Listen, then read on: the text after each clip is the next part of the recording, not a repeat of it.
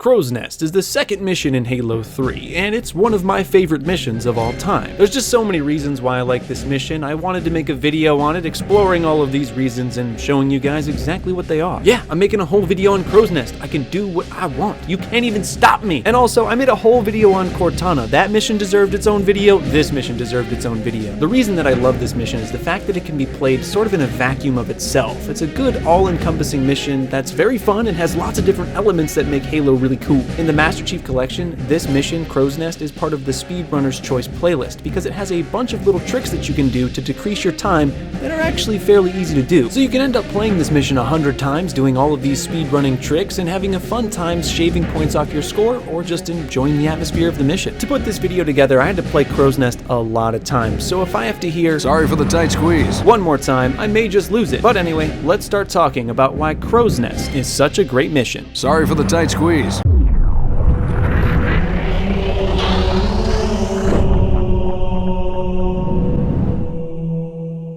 So Halo is set 500 years in the future, and one of the things you notice about this is the whole mission, Crow's Nest, takes place in this old base that used to be from some 21st century war.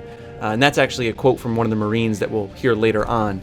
And I just love this mission's aesthetics. I love its looks. I love the way it plays, because Halo is set 500 years in the future. It's a futuristic game, but you fight in corridors that were used 500 years in the past. And I think that's such a juxtaposition and such a fun element to this mission that really carries through the whole thing. You gotta love the music too. It loops sort of in this military, fighting, epic kind of battle music. And it's this great score for this mission, and it blends well with the later music that we'll see later in the mission. I said earlier that this mission is incredibly fun to speedrun, and I mean that. This is one of the easiest missions, in my opinion, to speedrun in Halo 3. Now, I'm not necessarily saying that you're gonna get a fast time, but some of the tricks in this mission are pretty easy to practice and get good at. It's just the nature of this specific mission, and we're gonna be going over those later in this video. So this is one of those classic sort of massive Halo battles that really gave Halo, its popular name. These massive arena-style environments where you're just gonna fight a bunch of Covenant in the same location. They're all gonna come after you. You have to kill them all. And I think that's where Halo is at its best. And there's a ton of these locations in Crow's Nest. But they're very regimented, so it makes it really fun to speedrun, because you can sort of do it very efficiently. If you go to the back Phantom, then circle around, that's the most efficient way to take them down in this room. This section is really one of my favorite parts of the whole mission because it can hurt you or help you, and it's very fun. Like I said, I think Halo is best when it's an arena-style shooter, when you just have an arena, enemies spawn in, and you're supposed to take them down. So this is one of my favorite parts of the whole mission because all of the different enemies that fight you and all of the different ways that they come after you. This mission is a great mission to play out of context, meaning you don't have to play the rest of Halo 3 to really understand what's going on in this mission, and this mission can be played by itself alone and you can still have a fun time. The infamous bugger section is next. This is when a bunch of buggers come out of the pipes and the walls, and it can be fairly challenging, especially on Legendary difficulty, when all of these little things are shooting at you. This section can be pretty difficult on Legendary, but all you have to do is come over here, throw down a deployable cover, and because you have a deployable cover, you can shoot all of these buggers without them actually being able to shoot you. So all you have to do is set up your turret in this exact location, and you'll literally kill all of these buggers as they're coming out of the pipe spawning. It's a cheap way to do it, but if you've played this mission enough times, you know that these buggers can take you down pretty easily on Legendary. So now we're coming up to one of my favorite sections in the entire mission, maybe even the entire game of Halo 3. This brute sort of pre-barracks fight, where you're just fighting in this whatever room this is supposed to be, is insanely fun because it's just you against an armada of brutes. Oh wow, I'm already dead, look at that. Let's try that again. It's you against an armada of brutes. These brutes are incredibly strong and there's tons of them. They all have different weapons, different things like brute shots. Some of the brutes that spawn in the back, you'll notice them coming out of that door there, back there. They'll have carbines. Those are incredibly hard to take down because they can shoot you from a distance. You really have to sit back and bide your time if you're playing through on Legendary, because those brute shot brutes can do a lot of damage to you. The Chieftain, of course, when he decides to rush you, will do a lot of damage. When you kill enough brutes, some more spawn out of the back, and I just love this section because they sort of give you as many brutes as you can possibly handle and say, hey, good luck, kill them all, and have fun. If you didn't know, if you don't want to fight all of the brutes in this room, however, all you have to do is charge up a plasma pistol. You can throw down a grav lift for style points, shoot that chieftain in the head as many times as possible, pick up his gravity hammer, activate your invincibility, hammer all of his brute friends, and you're scot-free. You can complete that section in literally just a couple seconds. Your invincibility will last all the way down to this little tunnel, and boom, it's done. Now, I know I said I really like that part that we just played through with the chieftain, but I'm gonna be honest, if I have to pick a certain section in this mission, if I have to pick one, like if I only had to play that for the rest of my life, it would be the barracks, and that's where we're at now. It is 100% brutes, 100% all of the time. You are going to, well, there's some jackals, but it's mostly brutes. The brute theme is playing in the background. There's such an atmosphere in this mission. All you're doing is fighting brutes with the Arbiter, trying to save some Marines. It's an onslaught of brutes, and I know I said that I really enjoy the massive, like, Halo Arena style maps, or the Halo Arena style battles, but this is also another place where Halo's really, really good, and that's in tight corridors with big old enemies. You know, I think this is one of those sections where it makes a lot of logical sense if you sort of just bob and weave in and out of cover, take on the brutes one-on-one, wait for your shields to recharge, and then keep moving out. But for me, I end up dying a lot of times just because of this atmosphere in the mission. I think the barracks is one of those sections that I end up dying a lot because it's one of those sections that you can't help but do quickly. But with the brute music playing in the background, my Marines helping me, Arbiter down there helping me out, and did I already say the music? Because the music's, whoa. Oh, but I think for those reasons, this section almost has to be played fast. It's hard for me to physically do this section slow, not push out, and it's one of the reasons that I really enjoy the barracks is because it gives you such an atmosphere. I sort of attribute it to something like the Halo 3 Warthog run, which was beautifully designed in the sense that the Halo 3 Warthog run makes you want to go fast, but you don't necessarily have to because there's no explicit time limit. In contrast, the Halo 1 or Halo Combat Evolved Warthog run had a time limit. You had to go at a certain pace, but the Halo 3 one didn't. And I think this is another example of you wanting to play fast because of the design of the mission, not necessarily because there's an explicit time limit. And I love the barracks because of that. I love when you free your Marines and they all pick up a weapon. There's like 3 or 4 Marines right there that are all held hostage. Now in Legendary, they're gonna die almost instantly, but it's kind of fun that you did rescue some Marines in the barracks. Just look at all these brutes, and it's in a close quarter situation where the brutes are the best. He might actually end up sticking himself there. Wow, he almost ended up killing himself. That brute chieftain's DPS on Legendary is so quick. He can kill you faster than you could even imagine on Legendary. I'm actually accomplishing something when I get through the barracks, which is obviously through this door. No Marines survived though, it's just me and my boy. Oh, one survived! Look at that! He had a shotgun, that's why. So that's interesting. Nice job wearing a helmet! I thought he was definitely gonna die, but he took a shotgun blast to the face. Now this is the entrance to the barracks, and we're sort of time traveling a little bit here. If you don't want to fight all of those brutes in the barracks, I understand they're very difficult, especially if you're playing on Legendary. Let's save some time.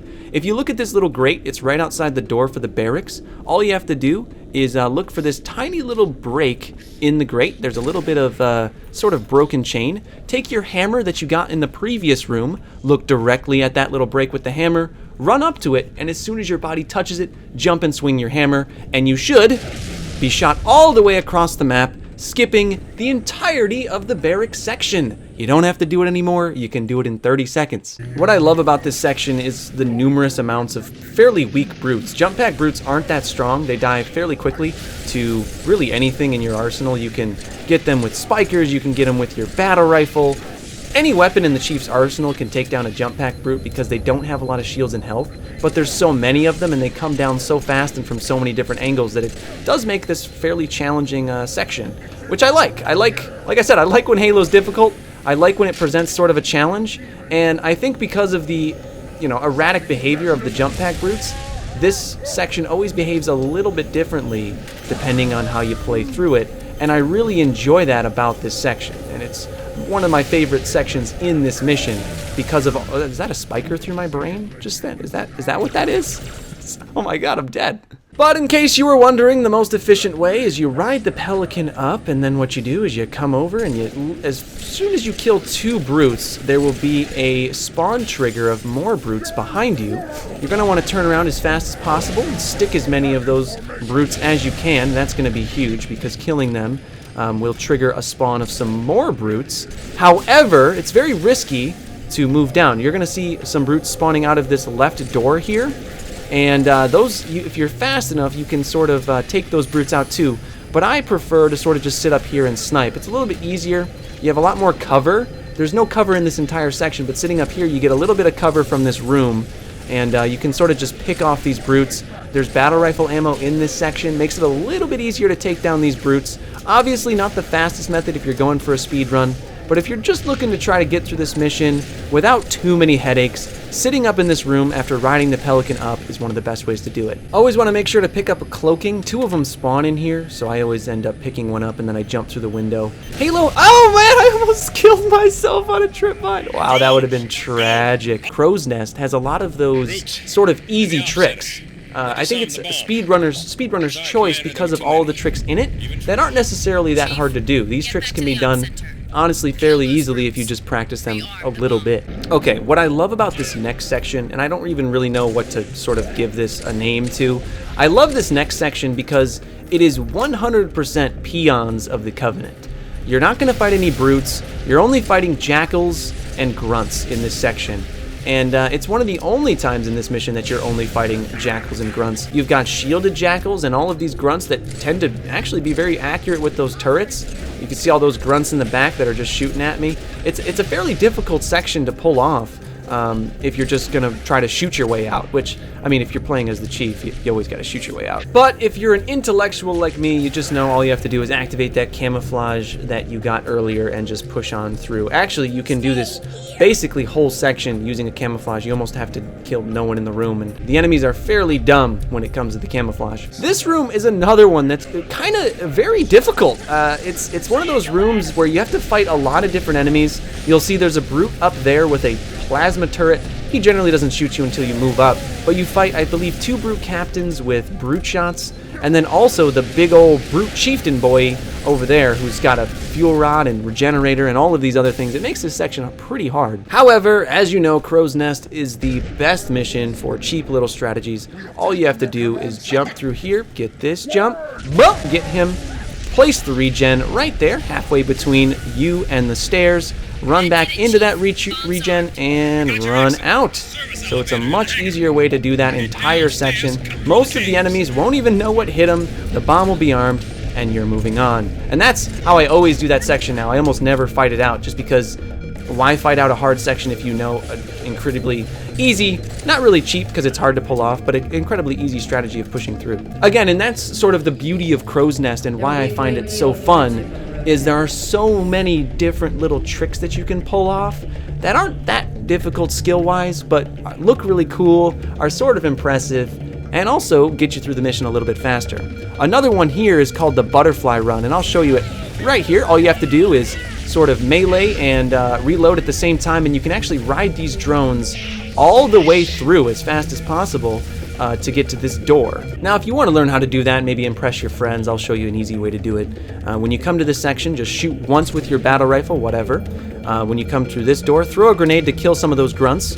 And what you're going to do here is you're going to jump up next to these drones and basically just hit reload and melee at the same time. You're not doing it in any particular pattern, just reload and melee, and you're going to move all the way through, butterflying off of those drones. You're going to skip all of these grunts that sometimes can end up killing you if you're not careful. And it's a pretty cool little tactic that you can show your friends. There's so many little tiny things in this mission that you can do to increase your time. Even in this last room, which is essentially just race to the finish, all you have to do is get to the elevator. You can come here and use that to sort of gravity hammer jump your way all the way there. Now, I'm practicing that. I'm not necessarily the greatest at that jump, but it just goes to show that this mission has a lot of cool little tricks that you can pull off that I think are definitely going to make the experience more fun for you, and it's part of the reason why Crow's Nest is one of my favorite missions to play, even without the context of Halo 3. And as we move lower in the elevator to our ultimate demise, I want to thank you all for watching. Please subscribe if you've never seen me before. I make tons of awesome Halo content that you will definitely enjoy. If you click the logo by Master Chief's thumb right now, you can subscribe to my channel and do just that. Make sure to hit that sub button because you don't want to miss any new videos from me. And if you click the thumbnail on the right, you can watch a similar video to this one where I talk about the mission Cortana in Halo 3. My name's LukeTheNotable. I want all of you to stay notable,